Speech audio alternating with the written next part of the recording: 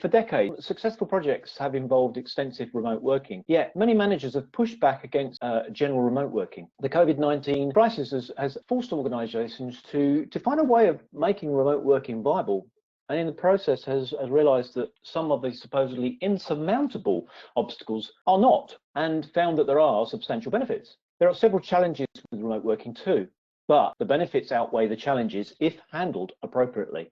COVID-19 will leave us a legacy of remote working and will we need to exploit effectively. So we aim to look at the impact of remote working on P3M and draw insights that enable P3Ms to drive through sustainable, effective remote working. PM survey in January 2021 collected data from over 1,000 project professionals on the pandemic effect on project work. 70% of respondents felt their ability to do their job has been negatively affected. Now, the reasons by those facing challenges, they included challenges in communication and adaptation to remote working as well. We do need to separate those issues of COVID from those of remote working. Those thought are purely COVID related, and the others still need addressing. Let's take a look at the factors involved. Firstly, the context, the individual and business circumstances. Secondly, the drivers and their strengths. What are the perceived benefits? Thirdly, the actors, personality of the individuals. Fourthly, the inhibitors and their weaknesses. However, this does not help us to see the interrelationship among these variables. To understand the relationships between the relevant aspects, we repeated our successful approach and created a causal loop diagram. In the middle part of the diagram, here we can see how remote personal and team performance directly affect each other in a positive feedback loop, and how they are impacted by multiple enablers and activities. The importance of leadership is seen as an enabler of management skills competence, which feeds into both personal and team performance. Similarly, leadership impacts team management and building activities, which, when it increases, remote team performance increases. But this also applies to previous modes of working, and we know that leadership is an enabler of high performance. This only stresses the importance of leadership and team building in a remote work environment. So what is new? We can note how an increase in time working asynchronously can increase remote personal performance, which in turn increases remote team performance. And also how the more time spent in live online meetings, the less time available for asynchronous work, thus lower personal performance. Skills in use of collaborative tools becomes a direct key enabler of remote personal performance. The suitability of the working environment is clearly critical to the success of remote working.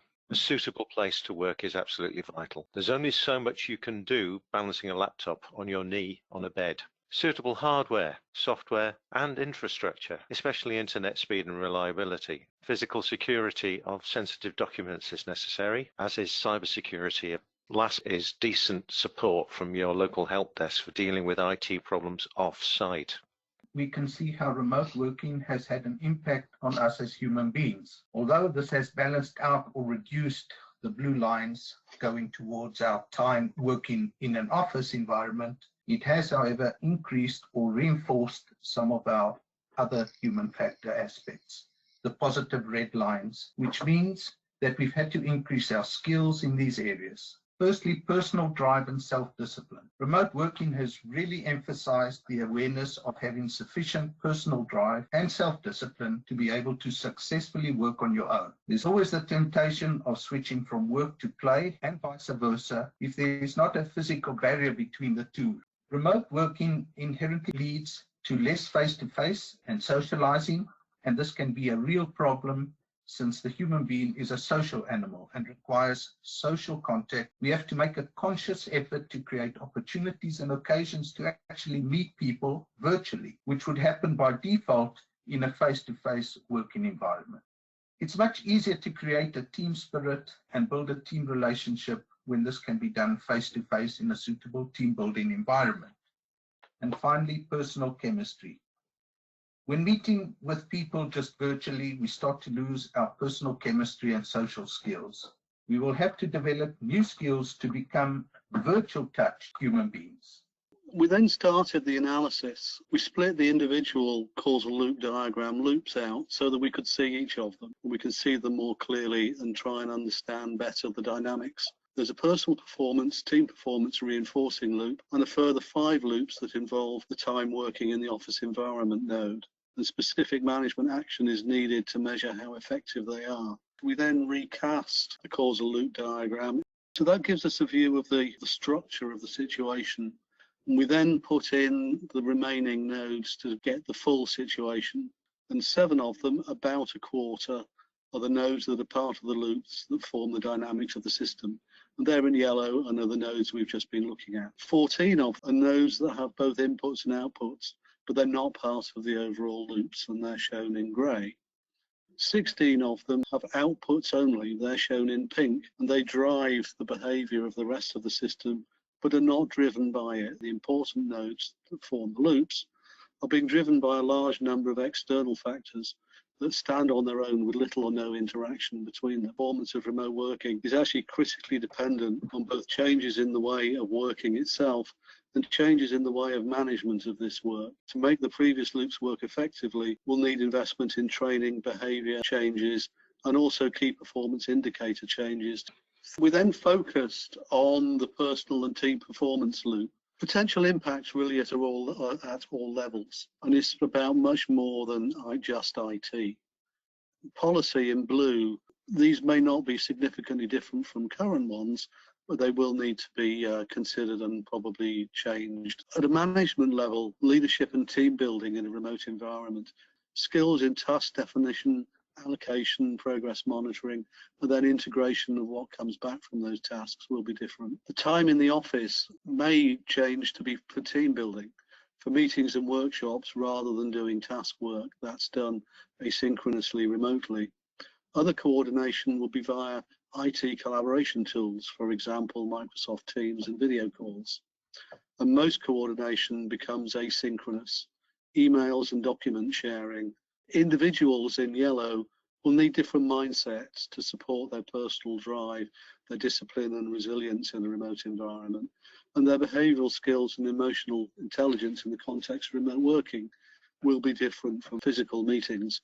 And IT skills and the use of collaboration tools will become vital. Some of these aspects we've already got. We've got widespread broadband availability. We've had a lot of working from home, easy availability of the collaboration tools. And so we have some experience over the last year. And maybe we're beginning to understand the kind of change in behaviour and increase in skills that are needed again over the last year. And management have changed their approach for activity definition and allocation. Work definition to enable progress tracking is probably a major one. And presenteeism in the office really has no place because results are measured by outputs rather than effort. Next, we're going to look at what 2 organisations have been doing. GitLab is the world's largest all-remote company with over 1,300 team members located in more than 65 countries around the world. So, number 1 relates to hiring and working from all over the world instead of from a central location. Flexible working hours, number 2, over set working hours. 3, writing down and recording knowledge over verbal explanations. 4, writing down processes over on-the-job training. 5, public sharing of information over need-to-know access. 6, opening up every document for editing by anyone over top-down control of documents. 7, asynchronous communication over synchronous communication. Number 8, the results of work over the hours put in. And finally, 9, formal communication channels over informal communication channels. Using analysis that the Chartered Management Institute and Deloitte have recently conducted, CMI identified 7 rules for hybrid remote working and office working. Number 1, managing by outcomes brings out the best in people. 2, lean in on trust.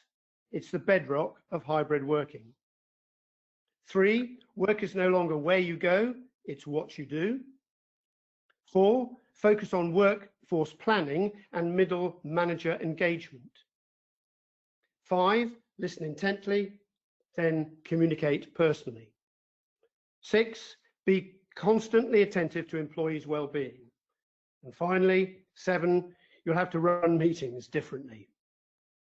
Now, it's worth pointing out that the GitLab manifesto is focused on process, and the CMI points are focused on management. Using a systems thinking approach, however, gives a much more holistic picture of the situation and the topics that are all important. There's a threat that remote working is not implemented properly. These opportunities that we highlighted cannot be exploited or enhanced. Broadband availability becomes business critical. Social isolation can affect personal performance negatively. There's a threat of poor or miscommunication, which could lead to conflict. There's also a threat that management approaches and the overall culture do not change to accommodate the new ways of working appropriately. We've looked at the downsides of remote working, but if those are addressed adequately, there are substantial benefits. The benefit that seems mostly important is reducing or completely eliminating travel time and its associated carbon footprint, both commuting and site to site. Remote meetings without travel time are seeing better attendance and seem more productive. Also more flexible work-life balance, fitting in breaks to do useful things around the house, collecting children from school, walking when the sun shines, etc. For me, the benefit is the longer working hours accessible from flexible working. Accessible time to work starts and stops now, and it becomes the same as the commute would have started and stopped. Cross-infection and sick days associated with office working are largely eliminated. You can't infect colleagues with colds and flu when working remotely. Organisations can potentially improve productivity, especially through the ability to collaborate asynchronously, not in those endless meetings where no work gets done. And faster access to colleagues on other sites, no big diary management challenges, and business travel time wasted. There is a real opportunity to reduce office infrastructure costs as well, providing shared space for workshops and face-to-face meetings only. There's broader recruitment pool available for organizations looking for scarce skills. IT is obviously a key enabler. Technical infrastructure must support the new ways of working. New policies about ways of working, access, software compatibility, and especially security are needed. Remote working hardware will need to be supported or provided. Core business systems and processes will have to be changed, mainly to a different IT architecture. Back office systems like HR and admin need to actively reduce the pain and frustration of their use and support the well-being and resilience of the workforce. And the IT help desk support must expand to cover remote working fully. IT support provision is likely to move from a cost to be minimized to business critical in a shift of IT emphasis from cost control to performance enhancement. COVID has driven remote working unprecedented in scope, both work and education. We have had to use the tools available, and these have evolved dramatically in that time. Remote working has been surprisingly successful, with many people saying they want to continue remote working to at least some degree, and many organizations reporting increased productivity. Post-lockdowns, the issues of social isolation and homeschooling will go. Our analysis shows that significant and coordinated change is required at all organizational levels to operate remote working successfully in the long term. So, what else besides good IT do we think we need to make remote working work well? The ways of working and organisational culture will need to change significantly. The approach to work moves from concurrent working in meetings to asynchronous collaborative working based on IT tools like Microsoft Teams and Google Meet. This team has never actually met physically. The management of the work moves from management of activity and time management of outputs to management of objectives and their definition and progress to achievement. How can the feelings of isolation while remote working that many people have suffered be addressed? Human factors are vital for productivity, as we've discussed. Now, some ideas include virtual coffee machines, like chat opportunities away from the virtual workspace to boost mental well-being, regular team calls focusing on well-being, online socials, for example, meetings with a specific focus on fun and team cohesion, building team chemistry, not filling the day with dull and lifeless meetings, leaving some time for doing the work and guilt-free social chats. This is obviously an area of remote working that many organizations have not yet sorted out successfully. What sort of transition do you think that is for managers? I think it's pretty straightforward for a manager to monitor attendance and busyness. the Mark I eyeball cuss over the office does that. By comparison, however, the performance monitoring by achievement is quite a transition. It demands clear tasking of staff, a big behavior change needing the right skills. Staff empowered to challenge unrealistic tasking and undertasking. This requires a culture change towards trust and honesty. And thirdly, paying for results, not time. So if someone can do the same task in half the time, that time is just as valuable.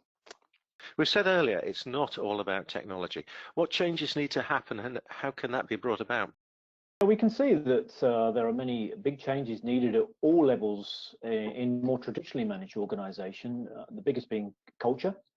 Leaders need to focus on strategic change and truly leading, inspiring their organisations to change and investing in that change.